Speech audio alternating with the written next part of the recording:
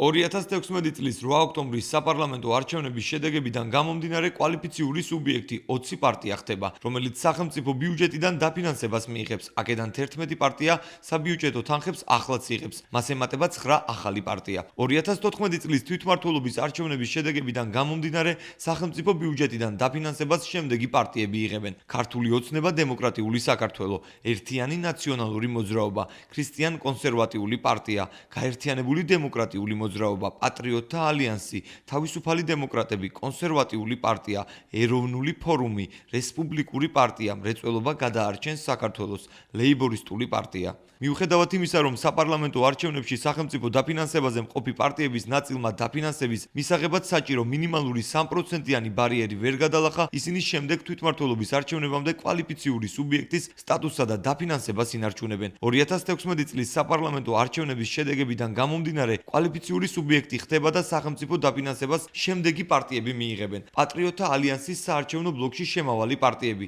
ტრადიციონალისტები, თავისუფალი საქართველო, თავისუფლება ზვიად გამსახურდიას გზა, საქართველოს ძალოვან ვეტერანთა და პატრიოტთა პოლიტიკური მოძრაობა, ახალი ქრისტიან დემოკრატები.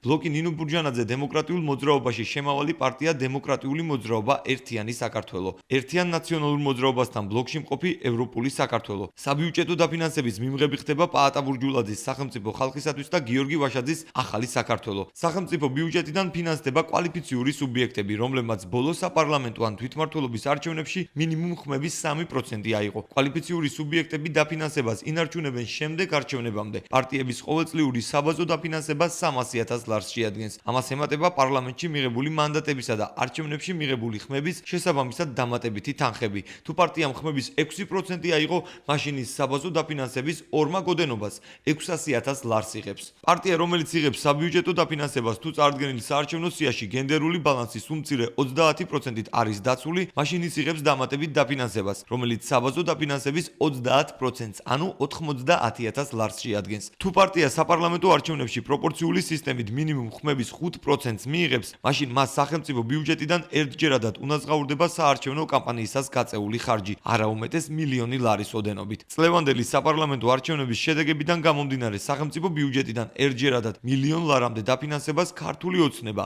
ერთიანი ნაციონალური მოძრაობა და პატრიოტთა ალიანსი მიიღებენ. პოლიტიკური პარტიები, რომლებიც იღებენ საბიუჯეტო დაფინანსებას, ასევე შეუძლიათ მიიღონ მიზნობრივი დაფინანსება კვლევების, კონფერენციების, მივლინებების, ამომრჩეველთა სამოქალაქო და საარჩევნო განათლების პროექტების ფარგლებში. გარდა ამისა, მათ სახელმწიფო ბიუჯეტიდან ასევე უფინანსდებათ წინასაარჩევნო ფასიანი პოლიტიკური რეკლამა, არაუმეტეს 600,000 ლარისა. სახელმწიფო ბიუჯეტიდან ასევე ფინანსდება არასამთავრობო ორგანიზაციების პროექტები, რომლებიც კავშირშია არჩევნებთან. 2014 წელს პოლიტიკური პარტიებისა და არასამთავრობო სექტორის დაფინანსებამ ჯამში 19,4 მილიონი ლარი, ხოლო 2015 წელს 12,2 მილიონი ლარი შეადგინა.